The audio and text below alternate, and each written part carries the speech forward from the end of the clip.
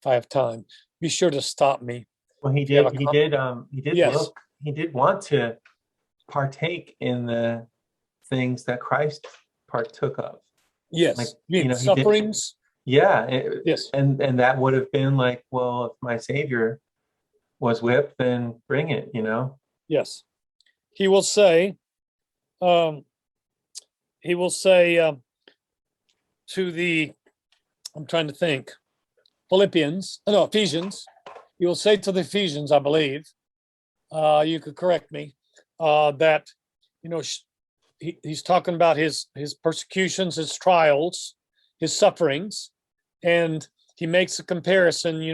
I think it's actually in Philippians chapter 4. He says this: "You have shared in my sufferings." Here's the image I think that I've used before that's useful to me. Whatever sufferings Christ went through, they are about this much. Whatever sufferings he may have suffered are about this much.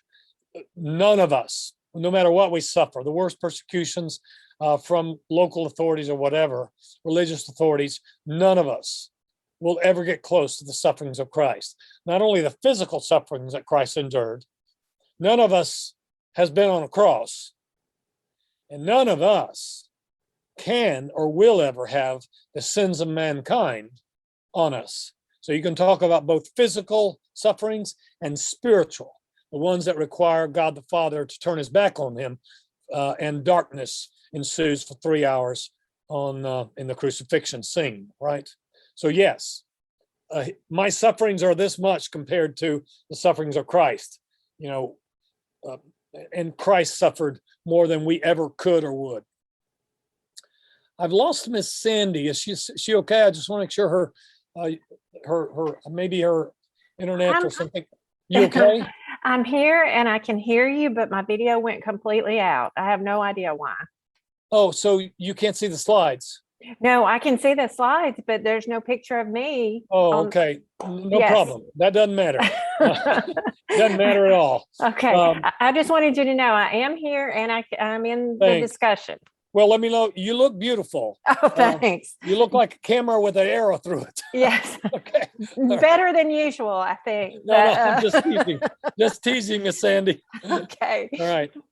Now, here are some quick things about the name, and then we need to come to the major thing of tonight. But let me look at my time. Oh, wow. I've let you, I have gone on for too long. It's 7:09. Let's take a 4-minute break, come back about 7:13 and pick up from here. Thank you for your patience. I apologize. Brother Edwards? Yes. Just so you'll know, it said to reboot my computer, but I'm not going to do that during class. But if you see the picture of Oxford in the background, that means I'm here. If I see Oxford? Yes, that picture with the column. It looks like Gothic, English Gothic. Yeah, so if you see that, I'm still here, okay? That sounds great. When did you go to Oxford? Scott and I went for our 30th anniversary to England, and we stayed in the dorms in Oxford, and it was amazing. It was amazing. Yeah. It's 8 centuries of learning.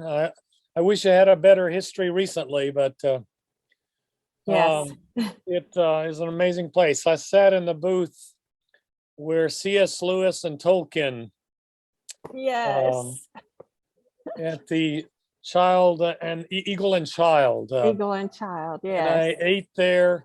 I was hoping that the booth and its atmosphere would make me more inspiring and inspired. I'm sure that did. I'm sure it did. No, but it was amazing to be in that booth.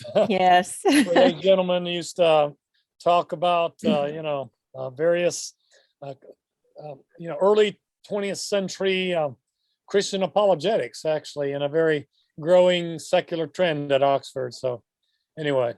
Amazing. Are you Yes, it is. Are you going back to Italy and taking a group anytime soon? I'll be back in January with a group of about 30. And tragically, I've had to require vaccinations. I hate it. I didn't want to, but I can't get into Israel without it. And parts of Italy, you can't go in without a green card, which means you have a vaccination card. And so these are interesting times. I lost about 15 students over that issue, and I I understand that I regret it, but I can't get into France. England right now is having a bit of a spike, so it's actually safer to be vaccinated. It doesn't cure everything, but I'm triple vaccinated. I got more vaccine in my bloodstream than I have blood. Well, when are you taking a group that would be open to more travelers? I'm having several piggyback with my Israel trip, which is March 1st through March 8th. Okay. So if any of y'all would like to go, okay, the best way to do it would be to fly into Pisa or Florence, get over jet lag for a day or two for free at our campus, free food and free Italian food, the best in the world, and free lodging, and then fly with us from Florence to Tel Aviv, and then there go on a 8-day trip. We spend 2 days in the Sea of Galilee. We go to Megiddo. We go to Caesarea by the sea, where Paul was for 2 years. We go to Jerusalem for 3 days. I may add a day and go down to down into Jordan, but that's across the Jordan River, and we go down to the Dead Sea. We go to Masada, where the Zealots held their last stand, and so anyway, we cram as much as we can in 8 days. We do go to Greece, but let's see. You've been there, Mark. Paulo, have you been to Corinth, Athens? You haven't. I'm going there in April. And then I go to Turkish coast, Ephesus. I don't go into the 7 churches. Sometimes I've taken a few days off of there. This time I'm just doing Ephesus and Patmos, the island of Patmos. You've done that, right, Mark? You went. I took you. No, we didn't go to Greece. We went to Greece, but not on the ship. No, well, we went from Brindisi over. Oh yeah. But we didn't go we didn't go to Patmos. We landed at Perea. Yeah. You have good memory. Yeah. I love that time. Yeah. My favorite professor took me to in Greece. I take it to Corinth for a day, Cenchrea, where Paul sailed away and got his hair cut. I go on many as Pauline places as possible. Athens and Corinth being the 2 main ones, but when we have time, we go up north. We go up to Thessalonica, Berea, and Philippi as well. And that's very interesting, especially Philippi. The ruins of Philippi are very, very meaningful. That's April. My children's grandfather is from Thessaloniki. Really? So, yeah. Wow. And there were a bunch of few Greeks that came over to Harding in the late 50s or early 60s, and he was one of them. Wow. Well, I was in Thessalonica in late July. That was return. It was the hottest summer in Greece in about 40 years. So it was like 104. So I did get a taxi to take my wife to the excavated Agora, the main heart of the ancient Thessalonica of the time of Paul. And then I visited some of the Greek Orthodox churches that are nearby there, San Dimitrios and some of the others. But anyway, we did. I'm sorry? I recommend Easter in Greece, in Thessaloniki. Amazing. Yes. It's they do all their celebrations outdoors, outside. Yes. It's in the spring and you won't burn up. All of the above. So, all right. Well, I like these kind of conversations. All right, let's travel. How did Paul's parents come to be Romans? Here are some theories. Walk through them real quick. A church father by the name of Jerome, 4th century. He will introduce a theory that nobody before him had heard of, not church fathers before him, that his family, Paul's family, lived in a place called Gishala. If you've never heard of it, it's in Galilee. I'll show it to you on a map next.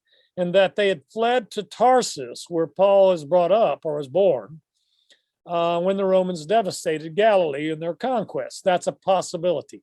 They relocated his family to Tarsus to escape the advancing Roman legions.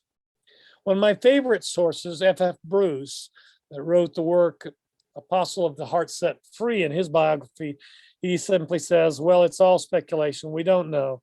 But my theory, one that I really like, is that tent makers might have been useful to the Roman or warfare efforts. What if Paul's father or grandfather had a big company of tent making? That's why Paul was taught that. And they served many tents to the Roman army. That might have begotten them, his father or grandfather, the right of Roman citizenship. So the third option is his parents used to be slaves. They were set free and they were granted citizenship in that context. Either way, Paul did not pay for his citizenship. That we know for sure. And it could only be a generation or two before, because the Romans come to Palestine in 63 before Christ. So there couldn't be before that his family had the right to pass on to males the three words, civis Romanos sum. This is a map. If you'll find the word Galilee, now keep going further north towards the word at the top where it says province, just south of province, the word, you'll find Gishala up in the mountainous areas that then descend down to the coast of Galilee. That's where Jerome in the 4th century, Jerome is the one that translated the Bible from Greek into Latin. He says that his parents came from Gishala. Where on earth they got that? It's anybody's guess. So it may not be reliable as a source, okay? Stop me anytime you have a comment or question. Let me skip C here. I will come back to it when we travel with Paul in his life and come straight to the last item, because I really want to spend the rest of tonight on Paul's conversion. Paul has two names. Paul is not the translation of Saul. And since Greek and Latin were the two languages of the world of that time, Paulos with the OS is the Greek version, Paulus with the US is the Latin version. And neither one of those is Saul, okay?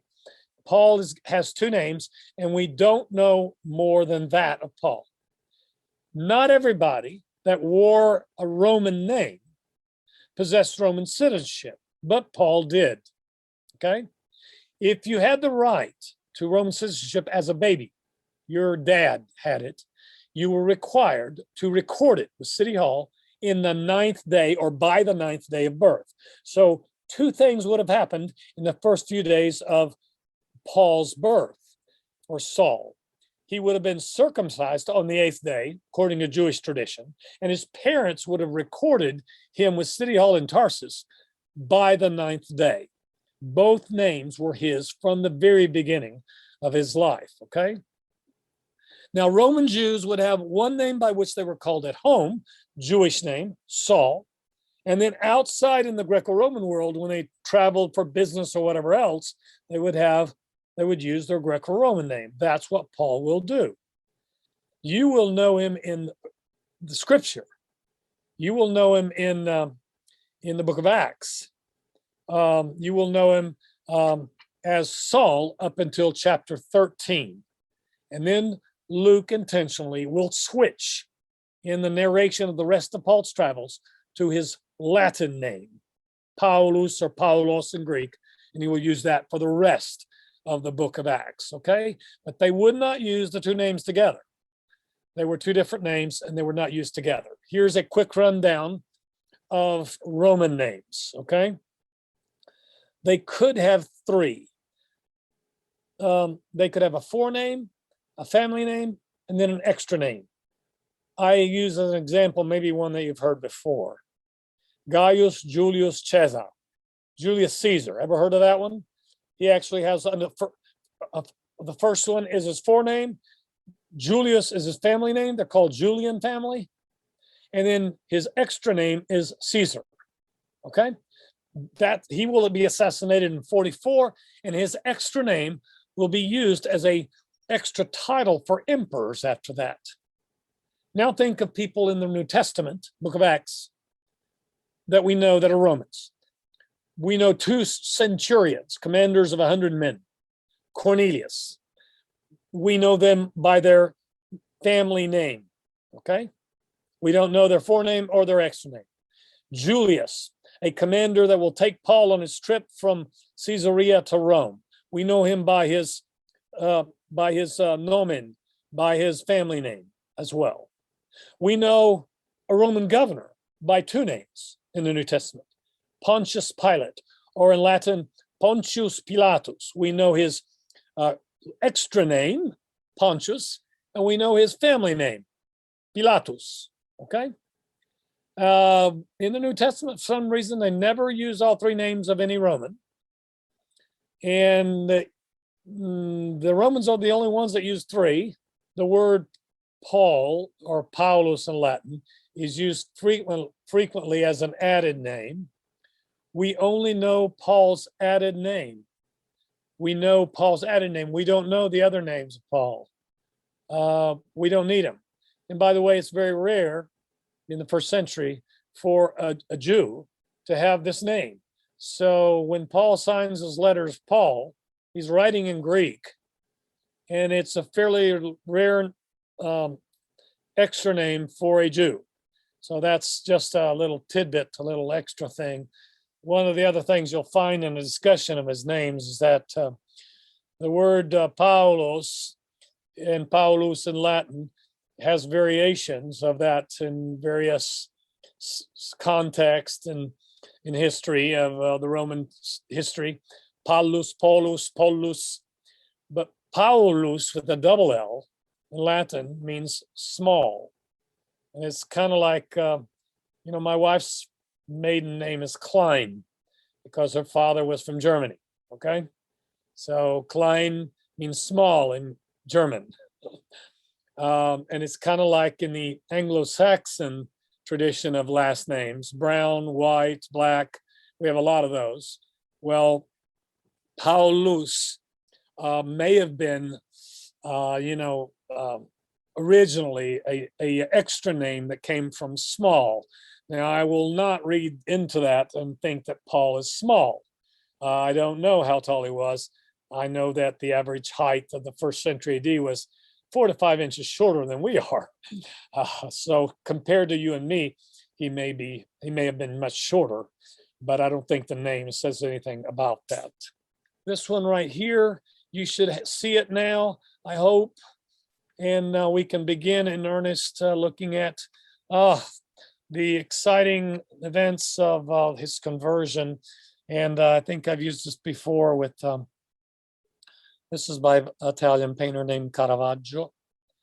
And it's one of the hundreds of depictions of the conversion of this man whose life we're studying, the 13th apostle, the number one archenemy of Christianity in the first few years,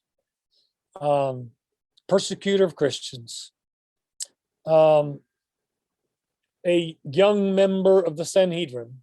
He's on the Supreme Court of the Jews. He's got a PhD in rabbinic literature.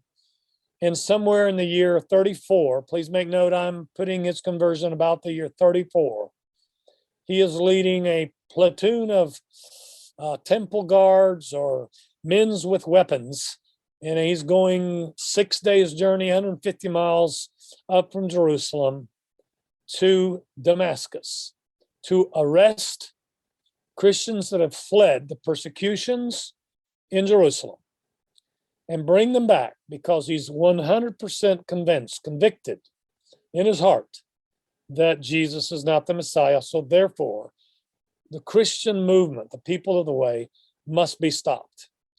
Now, the way that Mr. Caravaggio portrays it here is a gigantic horse. We don't have that actually in the text of either Acts 29, 22, or 26, the three accounts we have in the book of Acts of his conversion. But it's reasonable to think that the long journey from Jerusalem would have been done on mounts, on horses. And sound and light makes people fall to the ground. Paul is on the ground, and there he is with his arms outstretched, and he's seeing something that the one man in the picture who's trying to stabilize his horse has been spooked by the light or by the sound, which all the rest of his entourage hears and sees. They just don't see the resurrected Jesus. He does. He's the only one that does. I'm, of course, referring to the accounts that we have of the conversion of Saul, recorded in Acts chapter 9, chapter 22, and chapter 26. Okay. Now here's the thing. Let's make sure. Was Paul, as a Pharisee, son of a Pharisee, was he expecting the Messiah? Absolutely. Absolutely. He was taught that the Messiah would come, that he would fulfill the roles of prophet, priest, and king. He was taught that in his training in the Pharisee school of Gamaliel. Did the construction guy called Jesus, when he came out and began his ministry around the age of 30, did he ever say he was the one? Well, Jesus's favorite term for himself was Son of Man. He was emphasizing his humanity. God becomes human. But did he claim to be God? Yes, he did, especially in the second, third year. Jesus spoke himself as the Messiah. He spoke about his kingdom, the kingdom of heaven.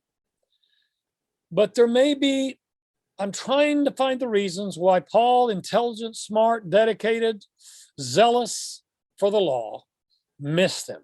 And one thing is that passage that we saw before of Deuteronomy 21, verse 23. How could Jesus be the Messiah if he died on the cross? How could he do that? But here's another one. Isaiah 53. Do you know what's in Isaiah 53? It has a beautiful messianic depiction of the suffering servant. That's what it's nicknamed. This Messiah will come and he will suffer. He will suffer. Now, why is it that Paul did not put two and two together when Jesus was persecuted by the Jewish leadership and suffered? Here's the suggestion as to why he might have misread, been mistaught Isaiah 53, the great messianic passage that speaks of a suffering servant, okay? Maybe his teachers, maybe Gamaliel, taught him that the person suffering, the entity suffering in Isaiah 53 was not the Messiah, but was Israel. Maybe it was ripped away as a messianic passage and attributed to Israel. It was the national suffering of Israel. Maybe that's what he was taught in school. And that, of course, teaches it immediately. This, please think for yourself. You may have a great teacher. You may think you have a great teacher, but they may be misinformed, maybe sincerely teaching you incorrectly. Did Paul's teacher associate Isaiah 53 with Israel rather than Messiah? If that's the case, then I'm beginning to understand why he was so anti-Christianity. Jesus could not be the Messiah since he suffered and then died on the cross as well. So here it is, Paolo, there is what I was looking for, Deuteronomy 23. Now, the movement of Christianity starts when Paul is in Jerusalem studying as a Pharisee. I have no idea if the young Paul in his 20s maybe ever ran across Jesus, saw him, intersected with him. I don't have a clue, okay? Christianity is called the way. They're treated by the Jewish leadership as illegal, Jesus as an unapproved rabbi. They issue a warrant for his arrest. And Jesus, the disturbing presence, is eliminated by the crucifixion on that Friday morning of the year 27 AD, spring of AD. And the Jewish leadership has a really good weekend and has a sense of relief, but it only lasts for 3 days. Of course, on the Lord's Day, Resurrection Day, when he comes back, and all kinds of the temple guard, the Roman guards come to the Jewish leaders and tell them an angel moved the stone. And then everything that happened in the days that followed, reports of Jesus's appearances to here, there, everywhere, hundreds, the gift of the Holy Spirit that followed. Acts chapter 2, the apostles came out in the temple courtyards started preaching to everybody the resurrected Jesus. It was a nightmare. And they also started teaching, of course, not only did he resurrect and ascend into heaven, but he'll be back. Parousia is the word in Greek for the second coming. That was absolutely a nightmare to the high priest Annas, Caiaphas, and all the Sadducees and Pharisees, okay? Please remember that terms that we use now, and I use all the time, like Christianity, church, and Christian, really don't apply those for a few years.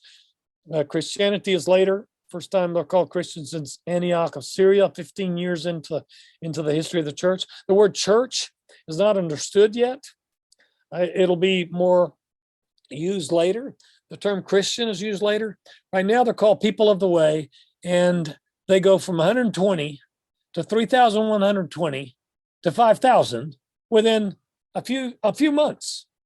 It's like 2 to 5% of Jerusalem suddenly is followers of the Messiah. And this is a nightmare. And that's the context in which Paul becomes a member of the Sanhedrin. He's a young member with voting rights, and he's 100% sure this has got to be stopped, okay? The Pharisees are going to take an approach of, wow, we thought by killing him he'd go away. Instead, it's back with a vengeance. And we see them kind of hesitate, Acts chapter 4. Acts chapter 5, the teacher of Paul and the president of his school of Pharisees says, watch out. If this is from God, we may be kicking against the goats. That's Acts chapter 5. And then in Acts chapter 7, this all happens in the first few years in Jerusalem. Paul is there, but I don't know his role exactly. And then they kill the first Christian, Stephen, Acts chapter 7. He's a Hellenistic Jew. And suddenly, the Jewish leadership starts tightening the screws, and Paul comes out of the obscurity that he's in. I don't know where he's been. He's been in Jerusalem by all accounts. He becomes in the forefront of the persecution that we have in the aftermath of the killing of Stephen, Acts chapter 8, okay? And Luke describes him brutally, okay? Now here's the thing. Paul will always, all the rest of his life, admit his brutal role in the early persecutions. He was the one most feared by the Christian movement, the people of the way in Jerusalem. He refers to it. He says, you've heard of my previous life. He never tries to cover it up. He never sanitizes it, okay? And there is no conflict between how Paul describes his role before his conversion and how Luke describes his role before the conversion. They both describe a man who, in the name of God, a young man that is absolutely on a mission from God to arrest or kill all people of the way, to stop this movement. Let's make note of one thing very clearly. Paul is no longer on the same page with his teacher. Gamaliel expressed doubts in Acts chapter 5. If it's from God, we better not do anything. He's not sure. His young pupil, Paul, is absolutely disagreeing with his teacher. He's saying, no, he's wrong. Jesus could not be the Messiah. I am convinced that the crucifixion is the determining factor for Paul. And here's one more thing. Paul can quote from memory 2 versions of the Old Testament. He knows the Mosaic law upwards and downwards. And this Christian movement, the followers of the Messiah, Jesus, so to speak, say that you're not saved, you're not made right in the eyes of God by the Old Testament law. And that is just unacceptable to Paul. He's invested all of his academic life, in fact, from the age of 5, back in the synagogue, in the Mosaic law. And now Christianity says it can't save. It doesn't put you right with God. And that just is unacceptable to him. And therefore, he is on fire to stop it. So Acts chapter 8, verses 1 through 3. I mean, I'm not going to take time to read it, but you may. And he even goes as far as to go to the Sanhedrin, and he's part of it, and say, give me power to go take men with weapons and arrest people, and the Christian Jews, Hellenistic Jews probably, that have fled after the stoning of Stephen, and I will pursue them to the ends of Palestine. And by the way, Damascus is the last recorded city in what's called the Promised Land or Palestine. So Jews, Christian Jews, had fled from Jerusalem all the way up there thinking they were safe. And Paul says, there's nowhere where they're going to be safe. I'm going to pursue them. Give me the power, give me the letters of extradition, and give me the guys to bring them back, an entourage of men. This is the setting of his encounter with Jesus. Any comments or questions here? Anything you want to add?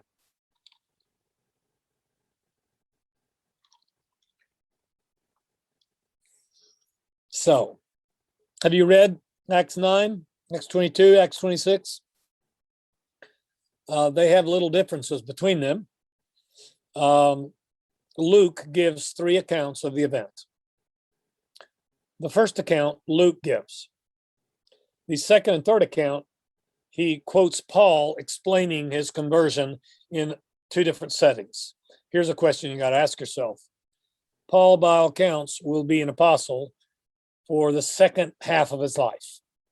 He goes from being number 1 persecutor of Christianity to the 13th apostle by the will of God. And he will have to explain his conversion umpteen times. I do have to ask, why would Luke need to give us 3 accounts of it? And the obvious reason is he tells us the first time, then he lets Paul tell it a couple of other times. But that said, I still wonder, wow, is the conversion of Saul more important than any other that are recorded in the book of Acts? No.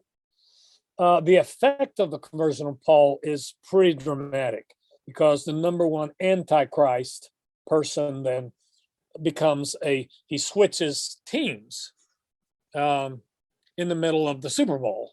Basically, he was quarterback for one team up to halftime of the Super Bowl, and he comes out of the locker room at halftime, and he becomes quarterback for the other team.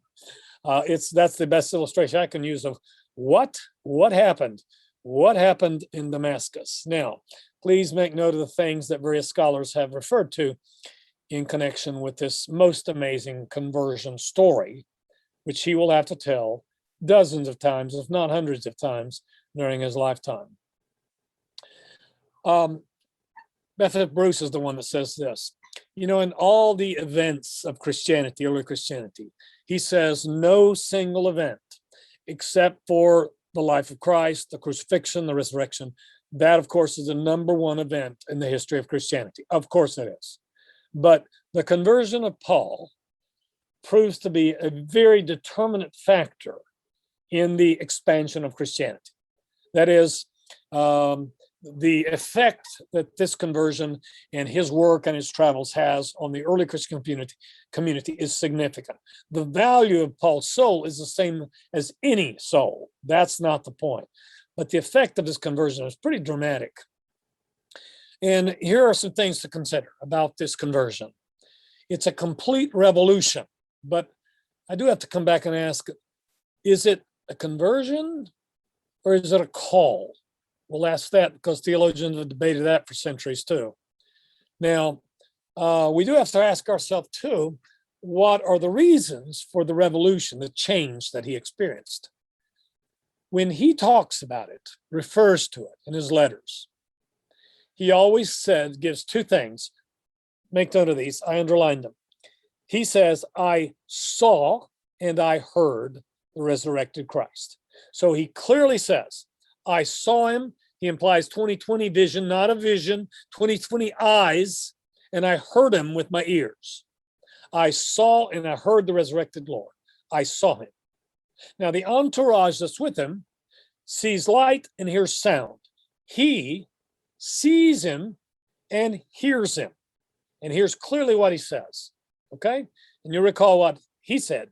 Lord, he calls him Sir.